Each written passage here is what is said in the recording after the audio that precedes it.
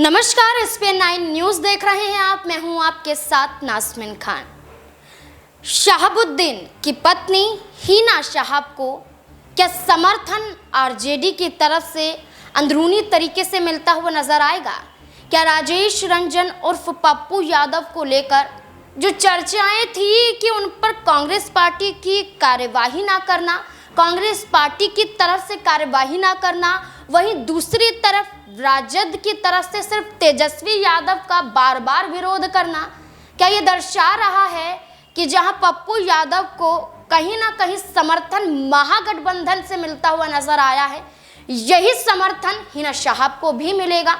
दरअसल जहां हिना शहाब को समर्थन देने के लिए खुले तौर पर पप्पू यादव ने ऐलान कर दिया। पप्पू यादव कहते हुए नजर आए कि हिना शहाब को मरते दम तक समर्थन देते हुए नजर आएंगे, यानी कि जहां जहां हिना शहाब होंगी वहां वहां पप्पू यादव उनके प्रचार के लिए या उनकी समस्याओं के निपटारे के लिए, उनकी मदद के लिए हमेशा से आगे रहेंगे। पप्पू यादव ने तो हिना शहाब को लेकर समर्थन दे दिया। दिवंगत शहाबुद्दीन जो आरजेडी के कद्दावर नेताओं में गिने जाते हैं, यहाँ पर शहाबुद्दीन के निधन के बाद उनकी पत्नी को वो जगह आरजेडी में नहीं मिली, लेकिन जब तक शहाबुद्दीन जिंदा थे उनकी पत्नी को भी वो जगह मिली, वो तवज्जो मिली और कहीं ना कहीं राबड़ी देवी और हिना शहाब का एक गहरा रिश्ता माना गया, एक गहरा रिश्ता आरजेडी की तरफ से देखा गया। लेकिन जब से उनके यहाँ पर पति का निधन हुआ, देखा जाए तो शहाबुद्दीन कई बार के यहाँ पर सांसद चुने जा चुके हैं। शहाबुद्दीन का गढ़ सिवान माना जाता था और मुस्लिम आबादी की बात करें तो 5 लाख के करीब यहाँ पर मुस्लिम आबादी मानी जाती है और ऐसे में पूरा का पूरा समर्थन शहाबुद्दीन को मिलता था। इसका फायदा आरजेडी उठाती थी। आरजेडी शहाबुद्दीन के जरिए इस सीट को कभी नहीं छोड़ पाई और इस सीट पर कब्जा आरजेडी का ही रहा। लेकिन शहाबुद्दीन के जाने के बाद आरजेडी ने उनकी पत्नी को उत्तराधिकारी बनाने का ख्वाब नहीं देखा, या कहें कि उन्हें ये यहाँ पर खतरा सताने लगा कि हिना शहाब मजबूती के साथ आ जाएंगी तो यहाँ पर उनके लिए खतरा बढ़ जाएगा। यहाँ पर जगह दी जानी पड़ेगी, यहाँ पर कैबिनेट में भी जगह दी जानी पड़ेगी, सदन में भी दी जाएगी, तमाम ऐसी चर्चाएं होती हुई नजर आई। लेकिन आरजेडी की बात करें, यहाँ से समर्थन सीधे सीधे तौर पर नकार दिया गया। तभी तो यहाँ पर 2 बार का चुनाव सिवान से ही हिना शहाब हारती हुई नजर आई। लेकिन इस बार फिर से चर्चाएं तेज हो गई हैं कि हिना शहाब आरजेडी का एक बड़ा हिस्सा भी बन सकती हैं, क्योंकि ये कहा जा रहा है कि हिना शहाब को समर्थन ना देना ये वही बात कहलाई जा रही है जैसा कि पप्पू यादव के तहत देखा गया, यानी कि आपने अपने प्रत्याशी को उतारा अवध बिहारी चौधरी, उधर से जेडीयू पार्टी की तरफ से विजय लक्ष्मी कुशवाहा मैदान में नजर आई, तो हिना शहाब निर्दलीय चुनाव लड़कर अगर चुनाव जीत जाती हैं तो भारतीय जनता पार्टी को एक झटका लगेगा और निर्दलीय रूप में चुनाव जीतने के बाद एक बड़ा हिस्सा वो आरजेडी का भी बन जाएंगी और कहीं ना कहीं इस जीत से भारतीय जनता पार्टी को यहाँ पर खतरा होगा, जनता दल यूनाइटेड को यहाँ पर खतरा होगा। और इसी बात को भांपते हुए यहाँ पर कई बड़े बयान सामने आते हैं जो दर्शाते हैं कि वाकई हिना शहाब हो सकता है कि वो आरजेडी का एक बड़ा हिस्सा बनते हुए नजर आ जाए। क्या कुछ मेरे सहयोगी कहते हुए दिखाई दे रहे हैं, सुनिए जरा।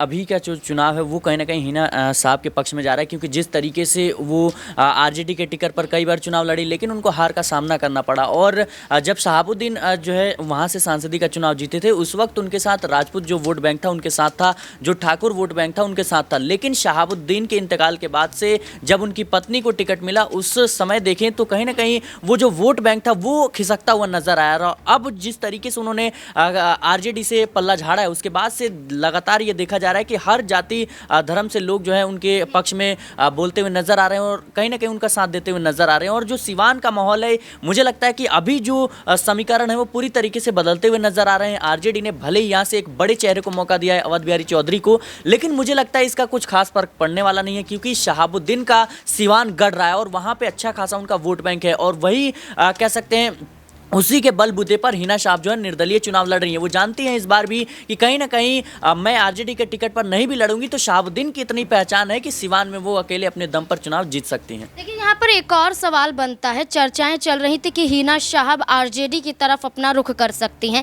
क्या ऐसे कदम क्या हिना शाह उठा सकती हैं? क्योंकि शहाबुद्दीन आरजेडी के टिकट से ही चुनाव लड़े, चुनाव जीता, साहिब के रूप में देखे जाते हैं और कहीं ना कहीं आरजेडी भी उनके पति का इस्तेमाल करते हुए नजर आ रही है, पोस्टर के माध्यम से उनकी तस्वीरों का इस्तेमाल करना। तो क्या हिना शाह निर्दलीय चुनाव लड़ रही हैं? जैसे कि पप्पू यादव निर्दलीय चुनाव लड़ते हुए नजर आए, चर्चा चल रही थी कि कहीं ना कहीं आरजेडी भी उन्हें समर्थन देती हुई नजर आ रही है। क्या इस कड़ी में अगर ये तस्वीरें नजर आती हैं तो क्या हिना शाह भी आरजेडी की तरफ रुख कर सकती हैं? जी बिल्कुल, ये एक कह सकते हैं पक्ष हो सकता है, लेकिन जिस तरीके से अभी आरजेडी ने उनको कह सकते हैं दरकिनार किया, लगातार पहले जो है उनको टिकट को लेकर के असमंजस की स्थिति में थी, वहीं जब उनकी नाराजगी खुलकर सामने आई उसके बाद से लगातार आरजेडी और आरजेडी के जो आलाकमान है वो हिना शाह के कॉन्टैक्ट्स बनाने की कोशिश कर रही थी, उनसे बातचीत करने की कोशिश कर रही थी कि कहीं ना कहीं हिना शाह मान जाए। लेकिन हिना शाह का साफ तौर पर कहना था कि हम शहाबुद्दीन के जो है उनके नक्शे कदम पर चल रहे हैं, उनके रास्ते पर चल रहे हैं और हम किसी के सामने झुकने वाले नहीं हैं। और जाहिर सी बात है कि अगर किसी नेता का अगर उसके गढ़ में सियासी रसूख मजबूत है तो वो क्यों किसी पार्टी का मोहताज होगा, ये कहीं ना कहीं एक पक्ष हो सकता है। लेकिन निश्चित तौर पर जिस तरीके से हिना शाह के परिवार का या उनके पति का जो आरजेडी के साथ एक स्पेशल कनेक्शन रहा है, मुझे लगता है ये एक कारण भी हो सकता है कि आने वाले समय में वो आरजेडी का रुख कर दें। देखिए बिल्कुल, यहाँ जहां हिना शाह को लेकर चर्चाएं की जा रही हैं तो वहीं हिना शाह का खुद एक बड़ा बयान सामने आता है जो आरजेडी को लेकर कई बड़ी बातें कहती हुई नजर आती हैं। क्या कुछ हिना शाह कह रही हैं, देखिए जरा। आप लोग को जानना चाहिए कि डॉक्टर मोहम्मद शहाबुद्दीन साहब विकास पुरुष थे और उनकी पुण्यतिथि नहीं है। ये उनकी जो शुरुआत थी सिवान जिला की भलाई के लिए वो आज ही से शुरू हो रही है। मैंने कल एक कड़ी जोड़ा है और आज से मैं दूसरी कड़ी, तीसरी कड़ी जोड़ती जाऊंगी। यही उनके लिए सच्ची श्रद्धांजलि होगी। मैडम, आपके नामांकन की चर्चाएं पूरे प्रदेश में की जा रही है। आपने साधारण तरीका से इस पर नामांकन किया है, जबकि इसके पहले बार आपने रिकॉर्ड मत भीड़ जुटाती थी अपने नामांकन में। जुटाते नहीं थे, लोगों को लोगों को मौका दिया जाता था, लोगों को बता दिया जाता था कि फला दिन का मेरा नामांकन है। पूरे जिले से लोग इकट्ठे हो जाते थे।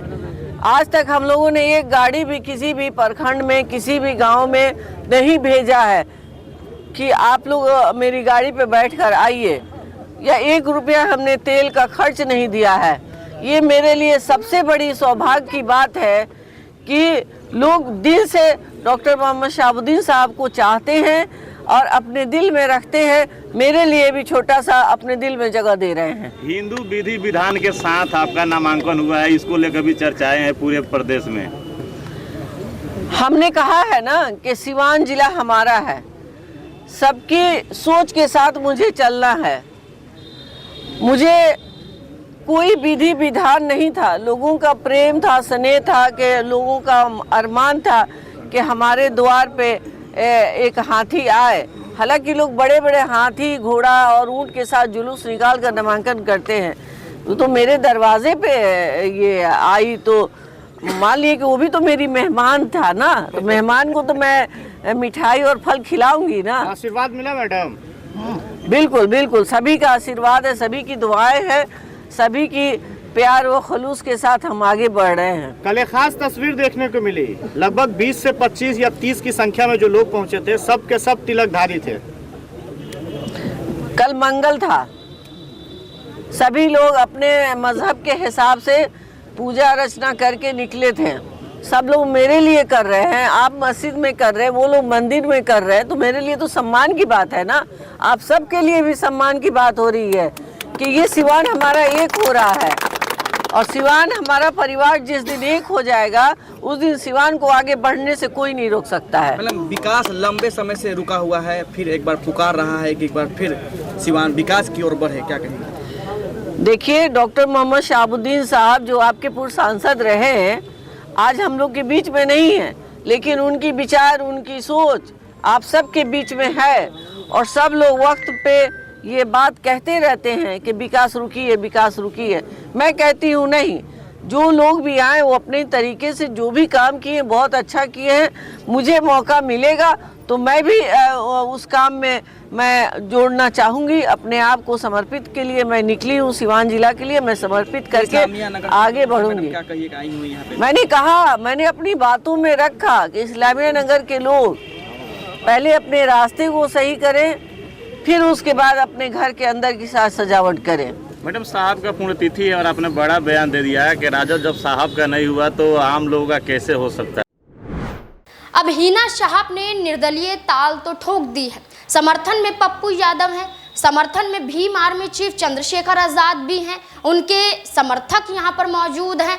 तो वहीं दूसरी तरफ से आपको बता दें कि अवध बिहारी चौधरी खुद उम्र दराज हैं, कहीं ना कहीं उनका चुनाव लड़ना और जीतना मुश्किल माना जा रहा है। ऐसे में हिना शहाब की जीत और कहीं ना कहीं बैक सपोर्ट आरजेडी का मिल रहा है, इस बात की चर्चाएं तेज हो चुकी है। अब देखना होगा कि क्या वाकई सपोर्ट है या निर्दलीय अपने दम पर, अपने पति शहाबुद्दीन की विरासत के दम पर वो चुनाव जीतती हुई नजर आएंगे। इस पूरे मुद्दे को लेकर आपकी क्या राय है, कमेंट सेक्शन में जरूर बताएं। देखते रहें SPN9 न्यूज़। धन्यवाद।